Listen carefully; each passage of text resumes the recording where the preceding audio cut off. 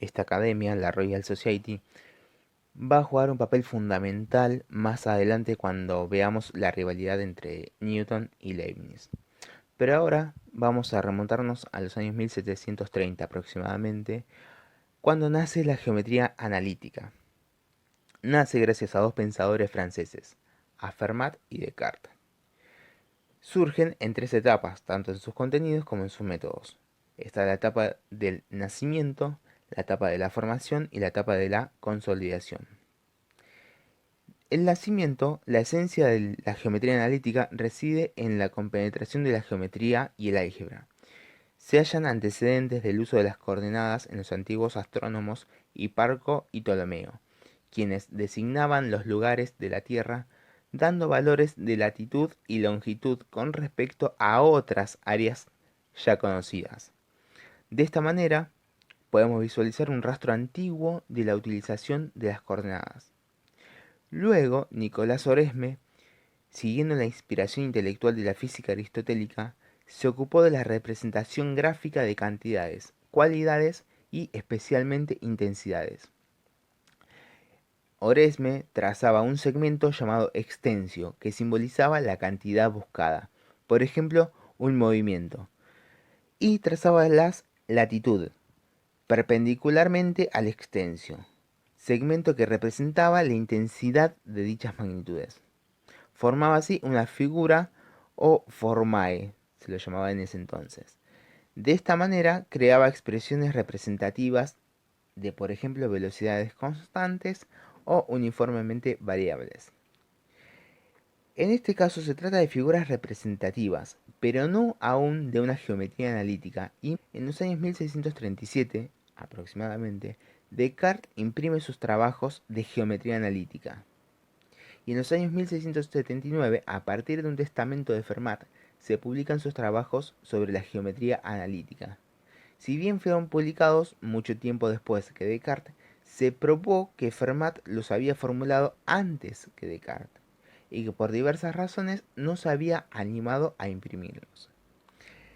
Existen diferencias esenciales en cuanto a la presentación de los métodos que manejaban ambos. Es por ese motivo que no se los considera como plagio y se los dan a ambos por válidos. Descartes se alejó de las expresiones simbólicas habituales, el álgebra de Vieta, pero conservó el objetivo de la antigua geometría, resolver ecuaciones por métodos geométricos. Fermat permaneció en cambio fiel a las notaciones habituales y aspiró a una exposición explícita y sistemática de nuevos métodos. Descartes, con Descartes no se puede hablar aún de una geometría analítica desarrollada. Lo que sí se puede afirmar con total seguridad es su contribución decisiva en la configuración futura de la geometría analítica. Con Fermat podemos asegurar que llegó más lejos que Descartes. Tampoco se puede exagerar con el grado de la madurez de su obra de la geometría analítica. Durante la consolidación de los métodos de geometría analítica, podemos afirmar que fue muy lenta, pues eran ideas muy novedosas y la escritura resultaba muy inusual, para aquel entonces obviamente. La obra de Fermat, que en un principio circulaba de manera exclusiva en copias, fue colocada en el índice papal como una obra prohibida. En principio, la escuela holandesa tomó la geometría analítica iniciada por Descartes, pero había cierto tabú con respecto a las coordenadas negativas. Fue Newton quien acaba con ese tabú, y a él se remonta la utilización del sistema de coordenadas cartesianas. Newton dio también una clasificación en los cuatro cuadrantes de las curvas de tercer orden. En el siglo XIX, en ese periodo, se dotó a la geometría analítica de extensos medios auxiliares algebraicos y recibe por aquel entonces los rasgos característicos de su forma actual, como nosotros la conocemos y como se la enseña en la actualidad. Si nos ponemos a investigar un poco sobre la geometría analítica, las coordenadas, en distintos sitios vamos a encontrar que Descartes empezó a imaginarse esto de la geometría analítica viendo el techo de su casa una mosca volando. Y dijo, ¿cómo puedo yo dar una ubicación de dónde se encuentra esa mosca. Y empezó a ver las paredes, el techo, y ahí se le ocurrieron las coordenadas. Hay otras versiones que que dicen que Descartes, bueno, en ese momento estaba muy de moda el viajar, embarcarse, que era cuando recién se había descubierto América. Y dicen que en una noche muy oscura y estrellada, Descartes mira al cielo y piensa, ¿cómo puedo yo decirle a alguien dónde se encuentra la posición exacta de esa estrella? Y fue ahí donde empezó a imaginarse las coordenadas. Si bien no se puede afirmar con total seguridad en qué momento empieza a pensar Descartes en una geometría analítica, sí se puede observar que en distintas versiones hay una conexión lógica compatible con las coordenadas actuales como las conocemos hoy en día. En el periodo que va desde el año 1620 al año 1730, con el desarrollo de diversos métodos infinitesimales, se produce una revolución científica en el ámbito de las matemáticas. Como ya dijimos anteriormente, antes de Newton y Leibniz, hubieron muchísimos otros precursores, así como una gran cantidad de intentos fallidos, que fueron preparando el terreno. Entre ellos se destacan, además de los ya anteriormente mencionados, los siguientes matemáticos: Kepler, Cavalieri, Fermat, Torricelli, Wallis, Pascal, Wingis, Isaac Barrow, Isaac Newton, Leibniz, entre otros. Pero bueno, en este trabajo vamos a destacar el trabajo de los anteriormente mencionados. En el periodo de la formación de la matemática infinitesimal surgen los siguientes problemas: problemas mecánicos físicos, los que serían tiro, caída libre, movimiento de los planetas y todos los que requieren el estudio de los procesos de movimiento, en particular del movimiento acelerado. Estos problemas se hallan muy relacionados con el progreso de las ciencias naturales y con el desarrollo de los instrumentos mecánicos de producción en el periodo capitalista. Problemas de naturaleza geométrico-mecánica serían el cálculo de área, volúmenes y la determinación de centros de gravedad de superficies y de sólidos. Y los problemas estrictamente geométricos: estudio de curvas, superficies y sólidos. Entre este grupo destacaba el problema de la tangente, es decir, encontrar la tangente a una curva cualquiera en cualquiera de sus puntos. Hay que destacar que los problemas de las tangentes y del cálculo de área resultaron fundamentales para el desarrollo del cálculo diferencial e integral. Vamos a comenzar por Kepler. Kepler, que ya la mencionamos en el desarrollo de la geometría analítica, pero no nos enfocamos tanto en Kepler. En esa oportunidad nos enfocamos más en Descartes. Johannes Kepler, fue un astrónomo y matemático alemán, conocido fundamentalmente por sus leyes sobre el movimiento de los planetas en su órbita alrededor del Sol. Nació en el año 1571 en Alemania, al sur de Alemania, y murió en el año 1630. Kepler fue uno de los precursores del cálculo infinitesimal con mayor imaginación, sin lugar a dudas. Kepler, tras casarse, debía ocuparse de que la bebida no faltara en la casa. Ese motivo lo llevó a cuestionar el método que tenían los vendedores de vino para medir la cantidad que había en cada tonel, el cual consistía en introducir una varilla no graduada y, depende de lo que marcaba la misma, era la cantidad que poseía el tonel. Habían dos tipos de toneles: los del tipo austríaco y los del tipo renana, que eran más panzudos. Entonces Kepler se plantea lo siguiente: cómo, al ser distintos los toneles, se va a utilizar la misma herramienta.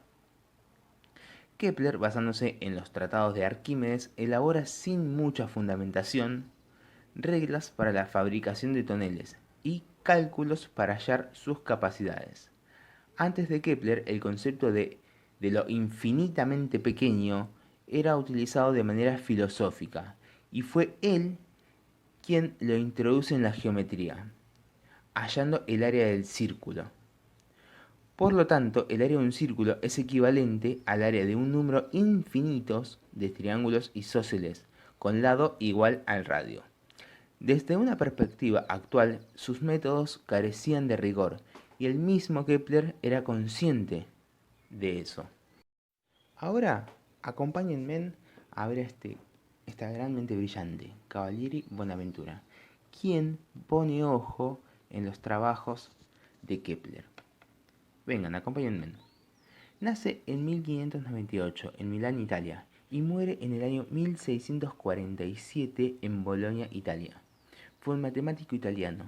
Su trabajo se centró en los indivisibles. Cavalieri fue alumno de Galilei y, como dijimos anteriormente, echó ojo a la obra de Kepler. Comprendió con mayor claridad la posibilidad en Kepler y se adhirió a la concepción atomista propuesta en la antigüedad por Demócrito, el cual consideraba al átomo como componente de toda materia, pero individualmente careciente de toda cualidad.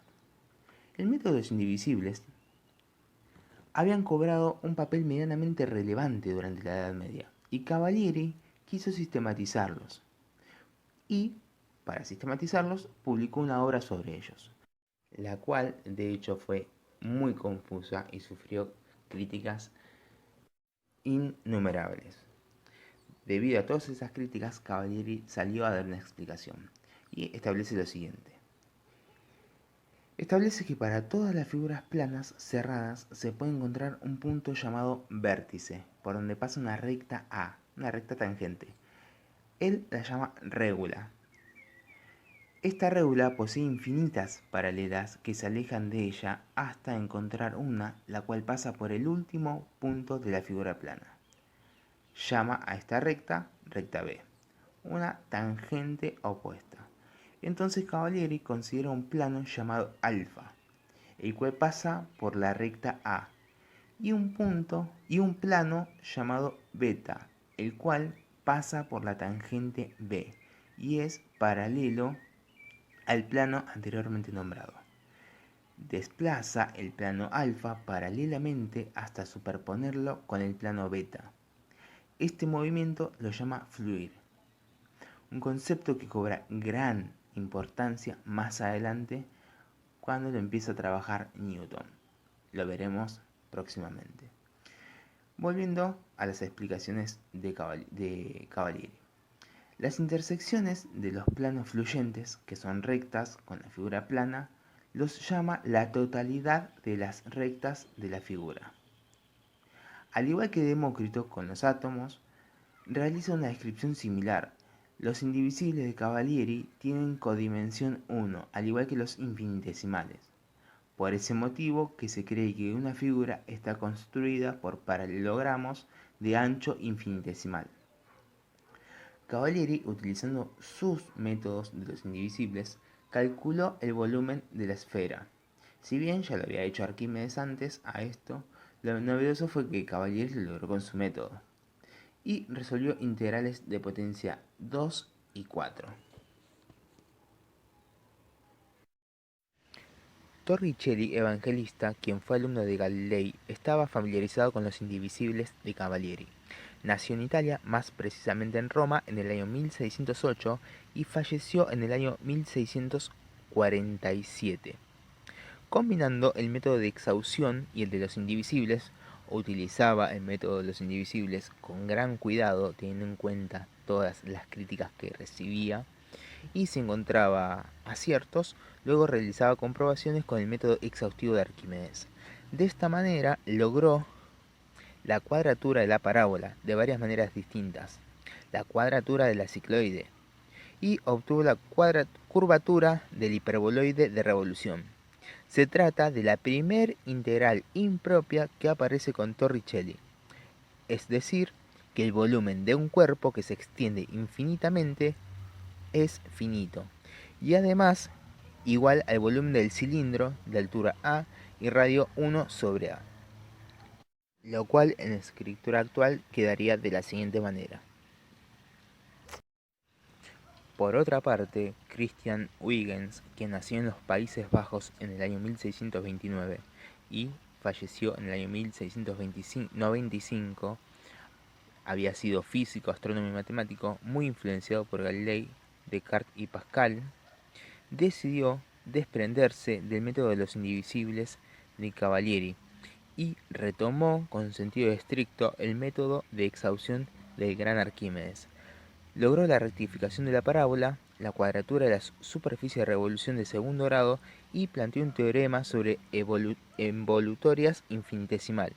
Lamentablemente, no pudo superar los trabajos realizados por Newton y Leibniz.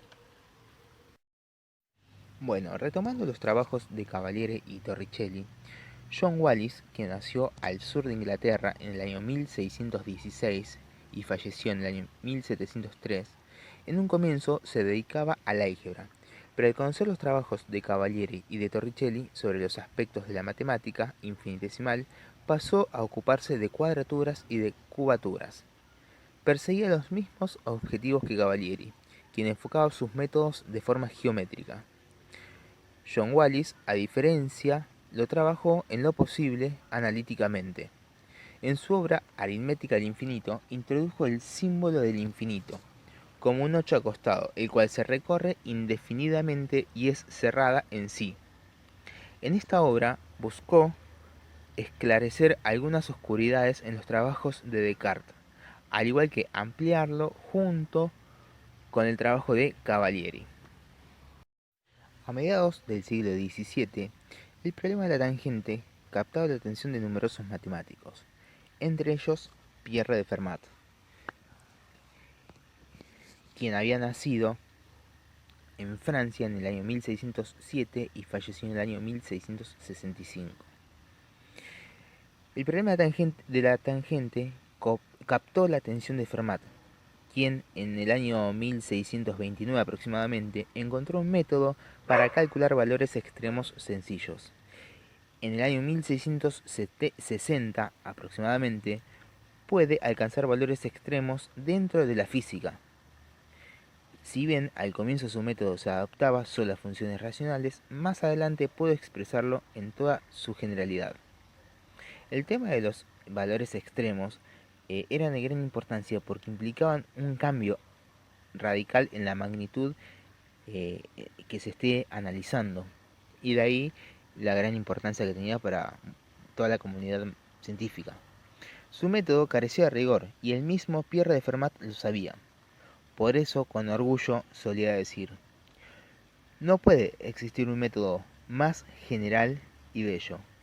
A partir de su método para hallar máximos y mínimos, Fermat desarrolla un método para construir tangentes a una curva. Pierre de Fermat trabajó con respecto a un problema que habían generado los indivisibles de Cavalieri, los cuales representaban algunas fallas y sus resultados eran demasiado dudosos en algunos casos.